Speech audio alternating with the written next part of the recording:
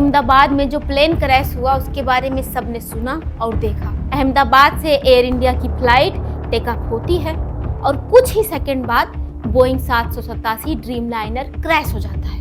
उसमें पूर्व मुख्यमंत्री विजय रूपानी सहित कुल 242 लोग मौजूद, लेकिन सर्वाइवर खाली एक बचा, और वो भी कोनो चमत्कार से कम नहीं था। और कुछ ही दिन पहले बोइंग का एक इंजीनियर चिल्ला चिल्ला के कह रहा था, if you fly the 787 can't guarantee your safety. इसका मतलब समझ रहे हैं ना कि अगर आप 787 से ट्रेवल करते हैं तो आपकी सुरक्षा की गारंटी नहीं है। और ये सिर्फ इंडिया का इंसिडेंट नहीं है, ये ग्लोबल लेवल की सेफ्टी मॉडल का ब्रेकडाउन है। जब एक यूएस की एरोस्पेस जायंट बोइंग अपने ही एम्प्लॉय की वार्निंग को इग्नोर कर देता है तो सवाल इंडिया का नहीं होता, सवाल पूरी दुनिया का होता है। लेकिन अब तो ये जानना जरूरी है कि क्या प्लेन से ट्रेवल करना सुरक्षित है या नहीं। सैम सलेहपुर बोइंग के वेटरन इंजीनियर हैं जिन्हें 30 साल का एक्सपीरियंस है। अप्रैल 2024 में उन्होंने यूएस के कांग्रेस के सामने टेस्टिमनी दी थी। बोइंग ने जानबूझकर सेफ्टी चेक स्किप किया था, नहीं कराया था। प्रोडक्शन डेडलाइन मीट करने के लिए टेस्ट को फेक दिखाया गया। उन्होंने कहा, मैं वार्निंग देता रहा लेकिन मुझे हर बार चुप कराने की कोशिश की जाती रही। उनका कहना था अगर FAA ने इन्वेस्टिगेट नहीं किया तो किसी दिन एक और क्रैश होगा, और अब जो हुआ वो हमारे आपके सामने है। जरा सोचिए, आप फ्लाइट में हैं, बादल के ऊपर और नीचे सिर्फ 35,000 फीट का वैक्यूम, और प्लेन के अंदर वो पार्ट जिसको कभी इंस्पेक्ट ही नहीं किया गया वो टूट जाए। आप खुद से पूछिए, क्या आप अब भी बोइंग पर ट्रस्ट करेंगे? अब मैं आपसे पूछती हूँ कि क्या ये पहली बार हुआ है? नहीं।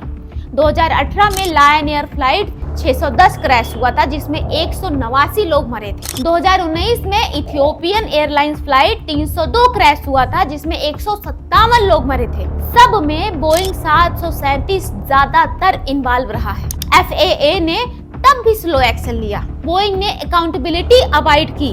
अब 2024 में एक इनसाइडर कह रहा था 787 ड्रीमलाइनर भी कंप्रोमाइज्ड है, और अब एयर इंडिया का 787 क्रैश। ये सब खाली इंजीनियर इशू नहीं है, ये अमेरिकन कॉर्पोरेट कल्चर का क्राइसिस है। बोइंग एक यूएस डिफेंस कॉन्ट्रैक्टर है, टॉप गारमेंट कॉन्ट्रैक्ट मिलते हैं और ये मुखबिर हर बार इग्नोर किए जाते हैं क्योंकि प्रॉफिट्स परफॉर्मेंस से ज्यादा मैटर करता है ना। सैम ने कहा, जब मैं सेफ्टी पे क्वेश्चन उठाता हूँ मुझे ट्रांसफर कर दिया जाता है। सब कुछ हाइड करने का सिस्टम है। सोचिए कितने सैकड़ों लोगों की जान से किस तरह खिलवाड़ किया जाता है सिस्टम में। FAA जो यूएस की सेफ्टी अथॉरिटी है वो भी क्वेश्चन फेस कर रही है।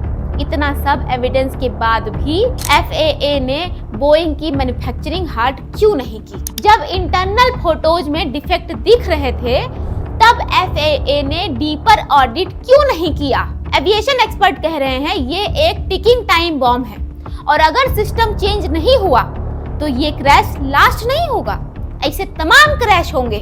मैं और आप, हम सब कभी ना कभी फ्लाइट लेते हैं और जब हम हवा में होते हैं तो हमारा भरोसा सिर्फ एक चीज पर होता है, trust in the system. System पर भरोसा होता है, लेकिन जब वो सिस्टम करप्ट हो जाए, सैकड़ों लोगों की जान का परवाह ना करे जो उन पे भरोसा कर रहे हैं, और सच बोलने वाले इंजीनियर पर ही प्रेशर किया जाए, तो सच ये है कि प्लेन के अंदर सबसे डेंजरस चीज टर्बुलेंस नहीं होती बल्कि वो झूठ होता है जो आपको बताया ही नहीं जाता। भाई अब समय आ गया है आवाज उठाने का।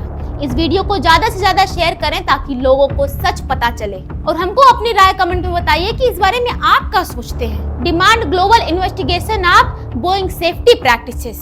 कैसे अब अगर एक भी जिंदगी इस सिस्टम के लूप होल की वजह से चली गई ना तो हम सब गिल्टी हैं। अहमदाबाद क्रैश ने एक सिग्नल दिया है। सैम सलेहपुर जैसे लोग सिर्फ सच नहीं बताते, वो हमारे लिए अलार्म बजाते हैं। तो भैया मैं हूँ आपकी तिवारी जी, और ये थी एक कहानी जिसको इग्नोर करना खुद को धोखा देने जैसा है। तो अगर आपको ये वीडियो बढ़िया लगी हो, लगा हो कि हमने आपको कोई बढ़िया जानकारी दी है, तो इस वीडियो को शेयर करना ना भूलें ताकि दूसरों का भी भला हो। और ऐसे ही और वीडियो के लिए हमारे चैनल को सब्सक्राइब करना ना भूलें। और अगली बार हम मिलेंगे, तब तक के लिए अपना ख्याल रखिए और अपनों का भी ख्याल रखिए, है ना। जय हिंद।